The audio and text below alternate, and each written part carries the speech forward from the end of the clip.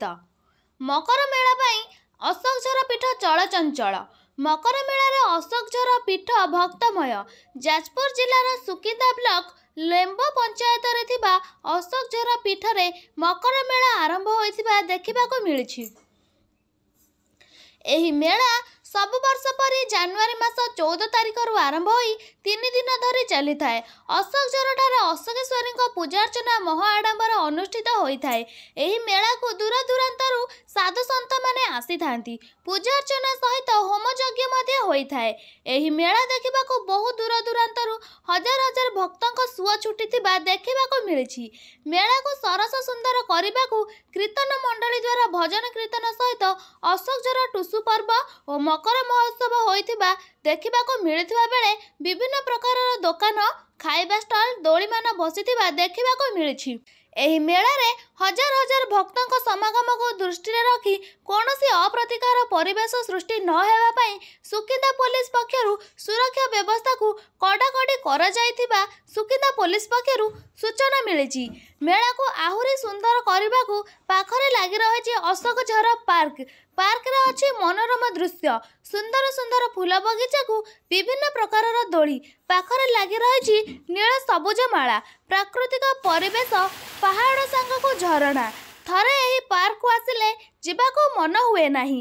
ଏହି ପାର୍କକୁ ବହୁ ଦୂରଦୂରାନ୍ତରୁ ବହୁ ପର୍ଯ୍ୟଟକମାନେ ବୁଲିବାକୁ ମଧ୍ୟ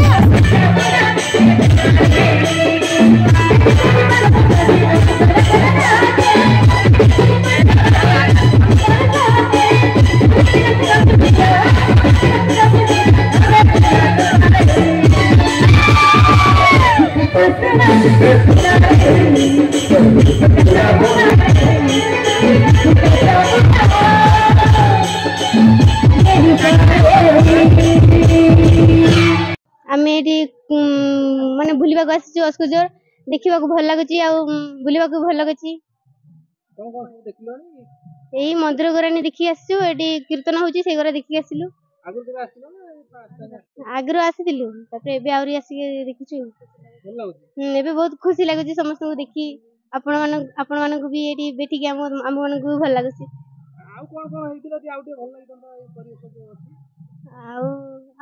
किसी नहीं भल लगुच सब दुकान टिके बेसी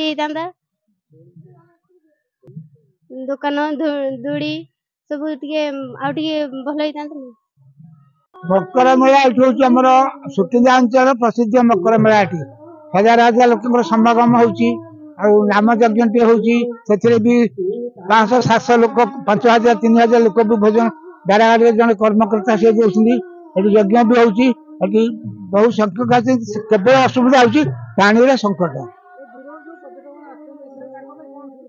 किसी नहीं रहा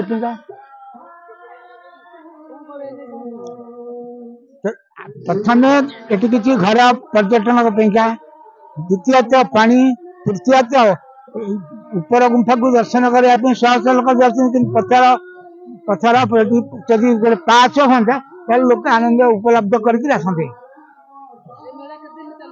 3 दिन चलो आंचलिक लोक किसी साहय रोचे आश्रम प्रति प्रथम हूँ सिंगाड़िया लेम्बू आंबदुलू हईला बहाली ये दीर्घ दिन सिंगाड़िया दीर्घ दिन मेला को सिंगाड़िया मैंने आरंभ करते सिंगाड़िया लोक एवं साहय सहानुभूति अच्छा तृतीयतः हूँ आखपाख अंचल जी लोक अच्छा इच्छाधीन कम कर तेणु लोक मान अशांति बढ़ुଛି।